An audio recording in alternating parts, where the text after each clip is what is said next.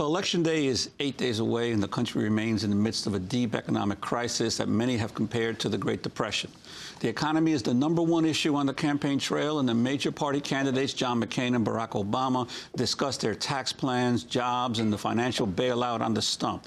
But no one is really talking about the working class in this country and the impact of the financial meltdown on their lives.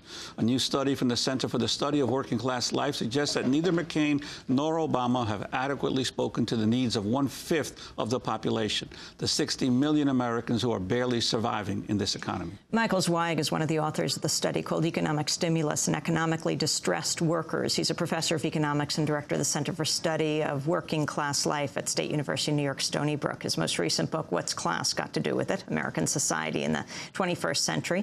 He joins us in our Firehouse studio. We're also joined here in New York by labor and workplace reporter for the New York Times, Stephen Greenhouse. His latest book, The Big Squeeze, Tough Times for the American Worker. And labor journalist Steve Early is still with us in Boston. Michael Zweig, lay it out. Who are economically distressed workers in this country? And what is the picture of working class in this country? Well, the working class is having a hard time in this country. And when we talk about economically distressed workers or people, we're talking about people whose incomes are so low that they can't get above the bottom of their housing market. What was called the working poor? Well, we started out calling them the working poor, and we found that really it wasn't the best term because we want to work in a way that engages people in the process. And when nobody wants to be poor, nobody wants to be called poor or low wage. So when we started out talking about the working poor or low wage workers, we came in the course of conversations with these workers to understand that maybe it would be better to find another way to talk about it. So that's why we came up with this formulation, economically distressed, which really talks about the content of their lives rather than something which might get turned into an epithet. So these economically distressed workers are people whose incomes are so low that they can't get out of the bottom of their own housing market in their area for a family of their size without spending more than 30% of their income to do that. And the federal standard is 30%. You shouldn't spend more than 30% of your income on housing, otherwise you won't have enough money for everything else that you need. So that's how we look at the problem. And we found that in the United States, it's almost 21% of the labor force are people who are in this economically distressed status. And it varies. In metropolitan areas, it's higher. Here in New York, I just have the numbers just here. It's in New York metropolitan area, 29.4% of the families and households in the New York metro area are economically distressed. And it goes as high as, in Miami, it's 32.4%. So in Los Angeles, it's 31%. So we're talking about really a lot of people who are in very, very serious situation. Well, Steve Greenhouse, on the campaign trail, John McCain talks about Joe the plumber. Barack Obama talks about the middle class and tax cuts and policies that address the middle class. Why aren't either one of them talking about this sector? First, the phrase working class is kind of forbidden from political talk in the United States because people are going to be accused of being class warriors. So unfortunately, that phrase is rarely used. But I think the catchphrase is the middle class. They're both focusing on the middle class. But we have this ever-expansive definition of what the middle class is: people from $20,000 a year to $200,000 a year. But I think the silver lining in the current crisis is that finally, after years of ignoring what's happening to the nation's workers, the candidates are starting to talk to some of these issues: foreclosures, high debt levels, the large number of uninsured. I think Obama, has come up with some plans where he's really trying to address this, the freeze on foreclosures, to pump billions of dollars into investment in infrastructure, into green industries. And McCain, in his own way, is also trying to do it mainly in the traditional Republican way of tax cuts, and he's hoping that there'll be a trickle down from investors and entrepreneurs down to help workers. Talk about how the candidates are talking about the working class. I mean, of course, the buzzword of Obama is the middle class. Everywhere he goes, it's a little hard for McCain even to say the middle class. I mean, in the debates, I think, and one of the first ones, he never said it once. But working class is out. Yes, you're right, Amy. Working class is out, but they do try to talk to the problems that average Americans are having, that people maybe earning less than $50,000 a year are having. You know, the people who face foreclosures, the people who've been thrown out of work, the people who are, you know, up to their eyes in debt. But they don't use the phrase working class. But you know, I think both of them know when they campaign in Ohio, Wisconsin, West Virginia, you know, North Carolina, Virginia, Pennsylvania, that a lot of people are hurting, and they're trying to address those issues.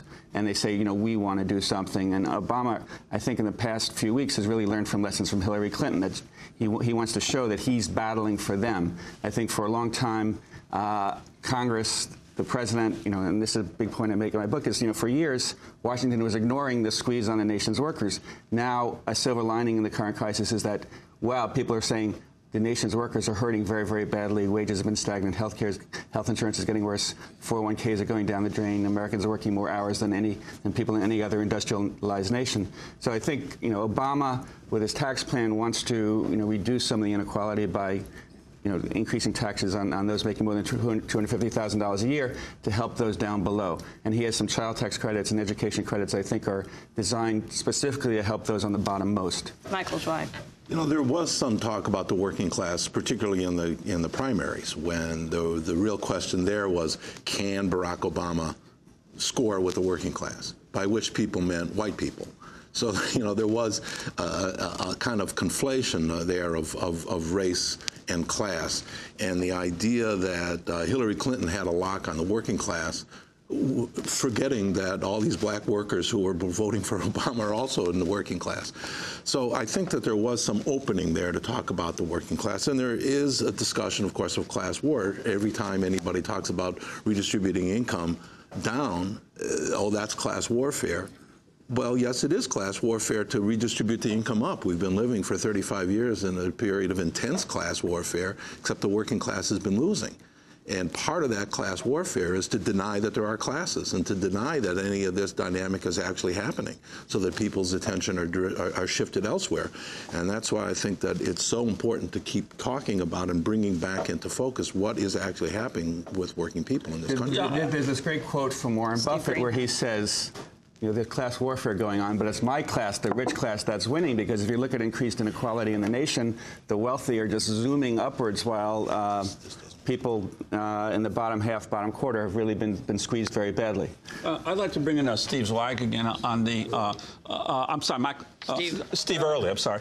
Steve Early in Boston. I'd like to ask you about the response of organized labor, which obviously has been the fulcrum of the American working class now for a century or more than a century, in terms of how the organized labor is responding to the current crisis, economic crisis and attack. We just heard news, for instance, that General Motors, which originally had negotiated a deal with the UAW to take early workers out, new workers out of their pension plan and give them 401ks. Now, with the crisis GM is facing, they're talking about reducing their contribution to that retirement fund, those 401ks for workers. How is labor responding to this crisis?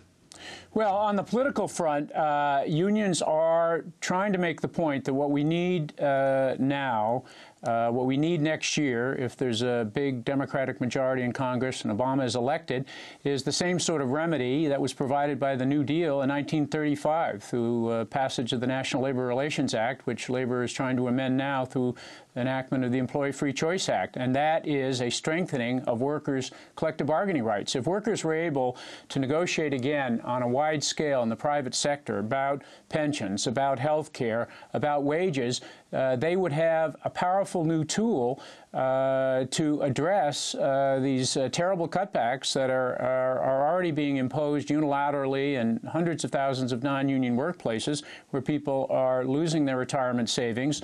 Healthcare costs are being shifted to the workers, and we're looking at a recession where there's going to be wage stagnation and possibly pay cuts. cuts in the 3 to 7% range that workers have experienced in past recessions. So this is something the candidates are not talking about.